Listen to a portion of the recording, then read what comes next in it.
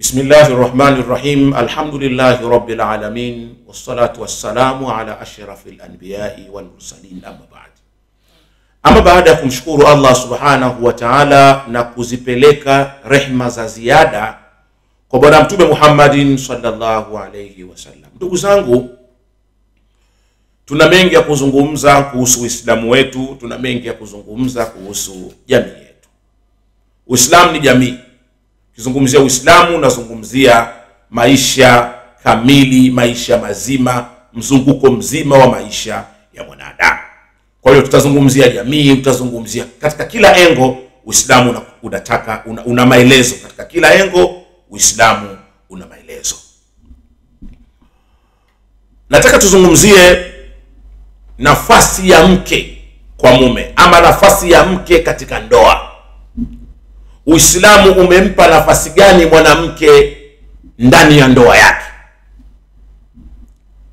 Hatuzungumzii nafasi ya mwanamke katika jamii, nafasi ya mwanamke ndani ya ndoa yake. Uislamu unasemaje?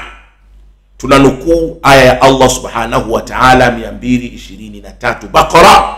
Allah subhanahu wa ta'ala anasema, a'udhu billahi minash shaitanir rajim, bismillahir rahmanir rahim, nisaukum harthul lakum. Sadaqallahu alazim.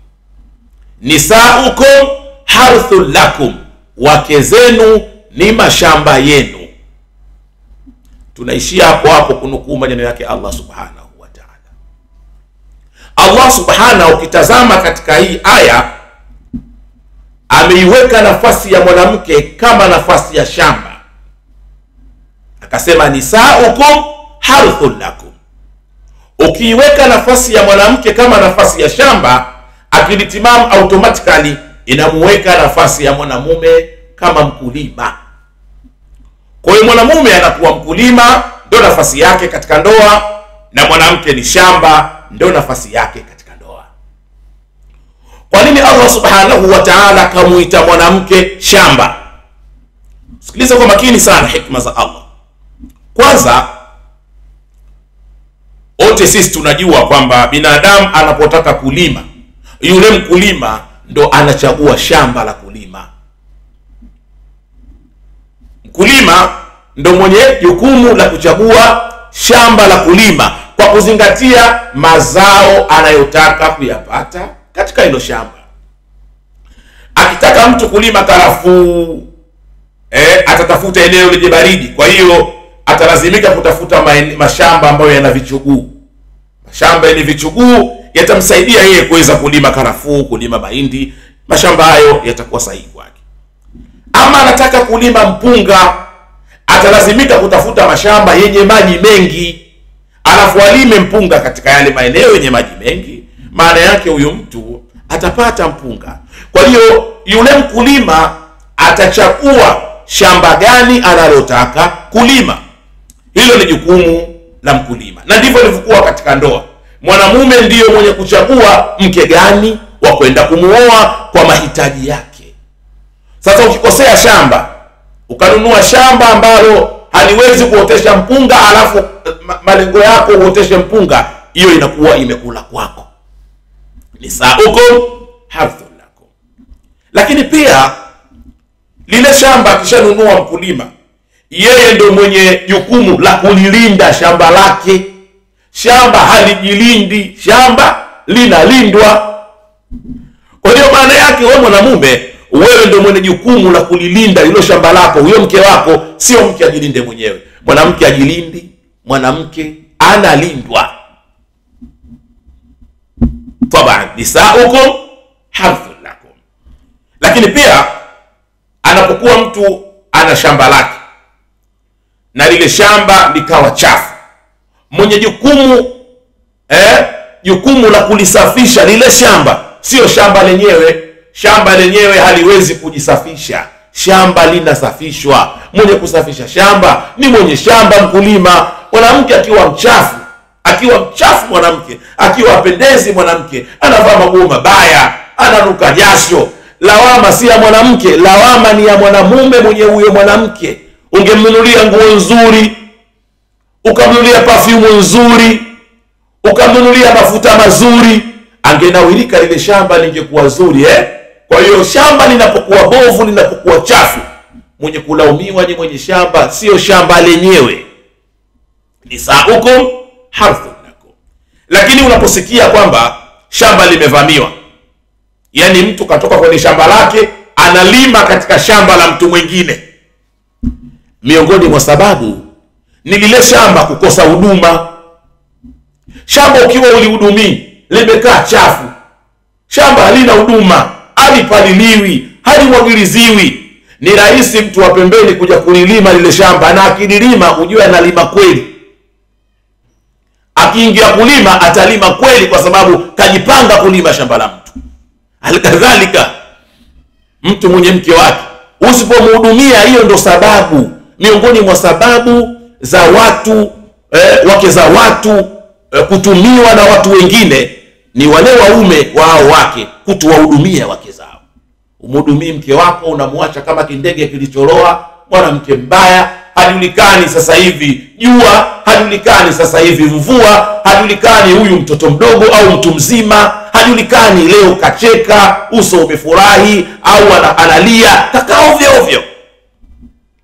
Anakuja mtu anampa furaha, anakuja mtu anampa kicheko, anakuja mtu anampa mafuta, anamlisha. Huyo bwana anaiba, atalima shamba lako, lakini uzembe ni wako wewe mwenye shamba. Nisaukum harthun lakum, wake zenu ni mashamba yenu. Kwa sababu mke ni shamba, ndio maana mtu anaruhusiwa kuwa na mashamba manne. Mtu mmoja anaweza kuwa na mashamba manne. Halikadhalika mtu mmoja anaweza kuwa na wake wanne, kwa sababu wake ni mashamba. Na Uislamu umempa heshima kubwa mwanamke kumfananisha na shamba. Kwa sababu gani? Shamba ndilo linalotoa mazao.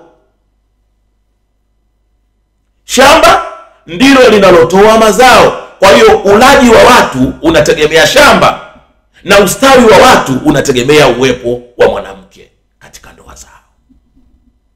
Lakini shamba linaweza lisitoe mazao, likatoa burudani zingine. Kwa mfano, likatoa kivuli, ukawa kuna miti mizuri yenye kivuli shambani, lakini inawezekana lile shamba kwa namna yake lilivyowekwa liko linapendeza tu kulitazama.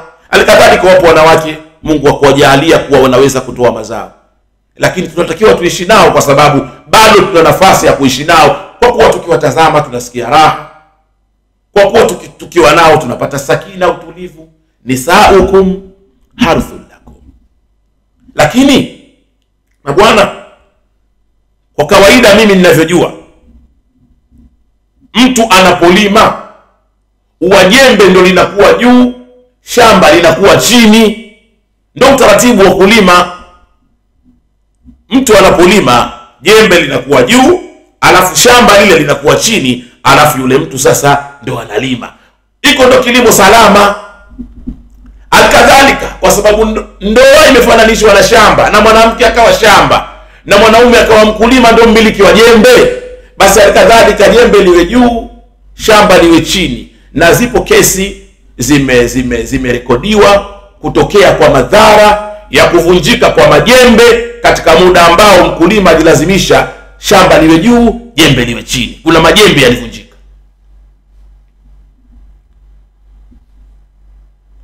Inahitaji utulivu kidogo wa fikra tuweze kuelewana pala hapo. Yapo majembe yalivunjika kwa sababu wakati wa kilimo jembe lilikuwa chini, shamba likawa juu. Utaratibu jembe liwe juu, shamba liwe chini. Sisemi kama ni haramu, ila uwezekano wa kutokea hatari ni mkubwa. Sasa kama kule kulima umechoka, unapumzika tu, unasema mimi jamani kulima huko nimechoka, naomba nipumzike kidogo, kuliko kutafuta namna ya kujifanya unaweza kuendelea kulima, kujilazimisha shamba likae juu, jembe liwe chini. Tumswalie bwana Mtume Muhammad. Nisaukum harthun lakum, wake zenu ni mashamba yenu. Alikadhalika kwenye kupanda, unachokipanda ndicho utakachokivuna, na utakachokivuna kinachovunwa katika shamba kinakuwa ni kinamilikiwa na mwenye shamba.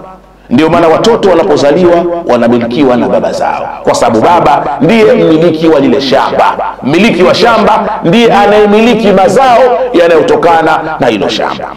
Kwa hiyo nafasi ya mwanamke katika ndoa ni sawasawa na nafasi ya shamba. Ili uonekane wewe ni mkulima mzuri, inatakiwa ili shamba lako lipendeze, shamba lako liwe safi, shamba lako lipaliliwe, shamba lako lipigwe dawa, shamba lako liwe zuri, litatengeneza mazao mazuri kama utakuwa umeliweka vizuri. Lakini usipoliweka vizuri ukaacha kulihudumia, vijana watavamia, watalima shamba lako, baadaye utakuja kulia, unapeleka kesi serikali za mitaa, huyu bwana kavamia shamba langu. Kavamia shamba lako wewe. Wewe una muda gani upo mbali na ile shamba? Mimi niliondoka mwaka wa 4 ndio ninarudi, lakini nakuta ujamaa mwaka wa 4 unaondoka unaleta shamba Sheikh. Shamba litaibwa. Nisaukum harthul lakum, wake zenu ni mashamba yenu. Kwa hiyo tuyalinde haya mashamba, tuyatunze haya mashamba, yatuletee mazao mazuri haya mashamba, yatuliwaze haya mashamba. Mwenyezi Mungu amewapa heshima kubwa sana wanawake, kuwafananisha wakina mama na mashamba, kuwafananisha wakina mama sawa na mashamba. Ina maana kutokea kwao hao ndio utapatikanika muhimili wa maisha ya mwanadamu, utapatikanika usalama na afya ya maisha ya mwanadamu kutoka katika mashamba.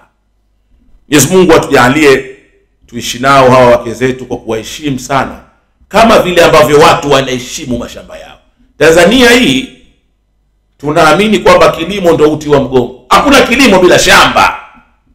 Tanzania inategemea mashamba kwenye ustawi wa maisha, kwamba ndio uti wa mgongo wetu. Tulime tule, tuvune tule. Basi kadhalika utaona ni namna gani mwanamke alivyokuwa na thamani kubwa katika maisha ya ndoa. Mke wako ukimfanyia sivyo, yani anayemharibu mwanamke ni mwanaume, kama ilivyokuwa anayeharibu shamba ni mkulima. Anayemharibu mwanamke ni mwanaume, kama ilivyokuwa anayeharibu shamba ni mkulima. Usipomhudumia, usipomjali, usipomthamini, ukamwona ni kama nguchiro aliyepotea kakosa pori, kama kuja kumhifadhi, yani mke unamhifadhi tu, unaona wewe ndio umemnusuru yeye, hajakunusuru wewe. Wewe utakuwa unalibadilisha hilo shamba lako kuwa lenye manufaa, na unalifanya hilo shamba liwe na madhara. Lakini shamba, mabwana, shamba lina khiari. Yani mkulima ana khiari. Mkulima anaweza akaamua alime kitu katika shamba lake ambacho kitamnufaisha, ama akaamua alime kitu katika shamba lake ambacho kitampa matatizo. Mtu akaamua kwenye shamba lake akalima mahindi, akalima mpunga, akalima ufuta, akalima kokoa, akalima alizeti na mazao mengine. Maana yake huyu kaamua shamba lake yeye limletee manufaa. Mwingine akaamua alime bange, shamba lake akalima bange. Maana yake huyu kaamua shamba lake limletee matatizo. Wake zetu ni mashamba yetu. Sisi ndo tunaoamua tulime nini na tuvune nini katika hayo mashamba. Tuweni wakulima wazuri, na ndio maana mimi daima wanawaambia ikifika ile siku ya wakulima, basi wanaume nao watambulike kama ni wakulima wa asili. Salamu alaikum wa rahmatullahi wa barakatuh.